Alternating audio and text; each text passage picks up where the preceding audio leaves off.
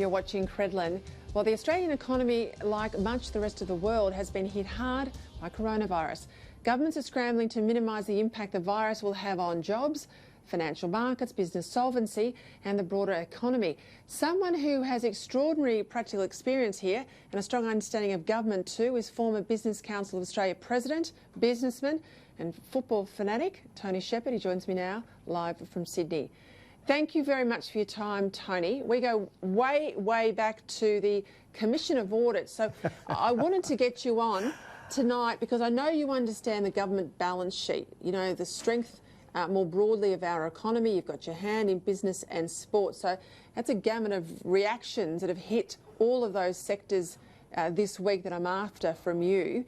Let's start at the start, right? You've got an economic head. How worried are you?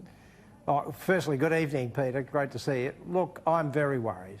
I'm very worried. This is a very serious crisis. It's a global crisis. It's impacting dramatically across the world, and Australia is exposed to it very seriously, and I think we are facing a serious recession. So it's not time to muck around. It's not time to take things lightly or kick the can down the road.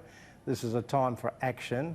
And I think, you know, fast and speedy response to this will in fact lessen the blow quite significantly and put us in good shape when the eventual recovery comes. So yeah, this is very, very serious. What I've been pleased to see in a lot of the economic analysis of people are throwing up ideas of what can be done to deal with it, not just, as we saw last week, I guess, early stimulus measures. It's now far more serious than that, and there's a different level of response required.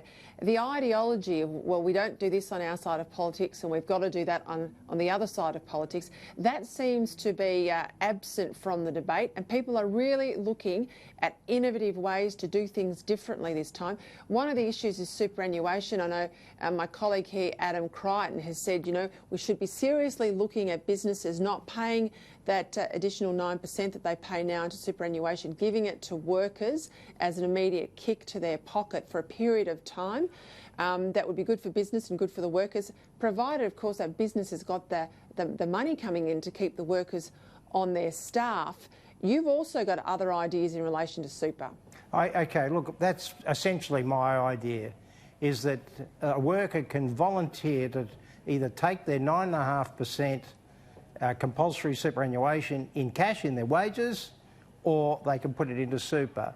If they take it themselves, that is effectively a 9.5% wage increase for every worker in Australia, a 9.5% wage hike. At no cost to the taxpayer or government, at no cost to business. It is a phenomenal stimulus. Superannuation is designed for a rainy day. We are in the middle of a hurricane. We are in the middle of a hurricane. We should pull this lever. It is an obvious lever to pull, and it will act as a tremendous stimulus to an economy which is actually in pretty rapid decline. What do you say to comments today that if an airline like Virgin gets into trouble, that the government should step in and nationalise it, if I can call it like that, for a period of time, so that when we come out of this, and we will, when we come out of this, we don't lose the competition in something like the airline sector that we've fought for some time?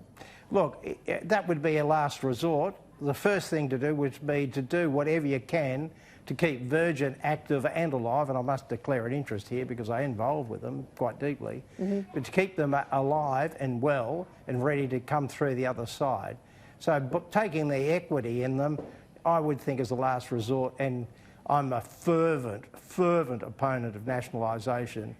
The reforms of the 1980s taught us one thing: business runs business far better than government, and the productivity gains we got out of the 80s we're still trading on. So yeah, getting government running business is something that sends cold shivers up my spine, but you might need to do it in an absolute emergency where taxpayers' money is used in an equity sense to shore up a business. But that should be a short-term solution, and one that we quit very quickly thereafter. One of the things business, particularly small to mediums, have been asking for is some sort of relief from the big shopping centres. What do you say to that? Well, look, I agree. You know, that's something that has to be done. But you know, this feeling that there's a magic pudding there that you can just reach into, and that the shopping centres have borrowed money and have got, you know, enormous capital cost and what have you to service, can just forego rent and, you know, everything will be fine and, you know, everybody happy is fallacious. The solution I've suggested is to give the consumers some money to spend. I mean, I know governments hate this principle of giving people the money they earn and letting them spend it how they wish. You know, that sort of runs against the sort of the mantra at times.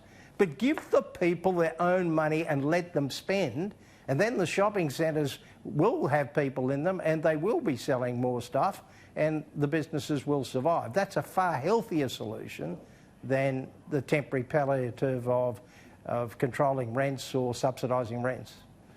Yeah, look, I agree with that, but we're going to be asking mum and dad landlords to give their tenants some sort of break over the next 6 months if it gets to that they can't pay their rent.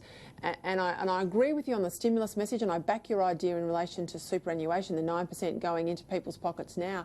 I guess my worry is people are reluctant. I mean, I drive through Melbourne. I'm still going to work. I'm not at home quarantined.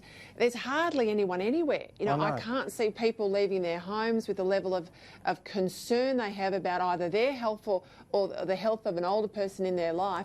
I can't see them hitting the supermarket, hitting beyond the supermarket, hitting the shops. I agree. Look, there is no doubt about that. I mean, Martin Place is like a morgue.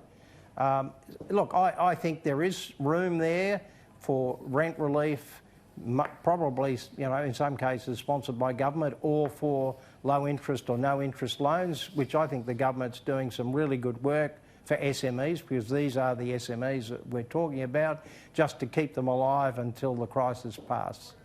But again, talk to me about sport, Tony. Talk to me about sport, because you're chairman, I presume you still are, of the AFL club in Western Sydney. How is this playing out for sporting clubs and sporting? Well, look, look. I've got to credit to the AFL. The AFL's got together with the 18 clubs. All of us have got together. We've spent, you know, the CEOs meet virtually every day, and they've come up with a plan, a survival plan, based on the worst possible scenario, so that we can continue the code, and hopefully, when we come out the other side, we'll come back stronger than better. So that's working quite well, but you know, we can't go on indefinitely without support. All the other codes are in some are in even far worse position, and they will need government support to survive, to get through this. I chair the SCG. We're running events without any attendance. I mean, it's pretty hard to make a stadium pay if you're not getting anything from attendees. So again, we're another example of that whole business of sport in Australia. You know, I know it's a pastime, but it's actually a massive business employing hundreds of thousands of people. So we had 2 cricket games cancelled on the weekend. That's 500 casual people on each night that didn't get a job. So the knock-on effect of this is quite huge, and it is something that government will have to focus on. Yeah, look, I agree, but the morale of sport to people confined to home is pretty extraordinary too. Someone said to me the other day that our codes here in Australia, AFL and NRL, are about the only 2 football leagues operating in the world at the moment. So hopefully people get online, they watch our game here, and it becomes a really global game. Well, we can only hope for that. Well, that's Tony Shepard, thank you very much for your time. My pleasure, Peter.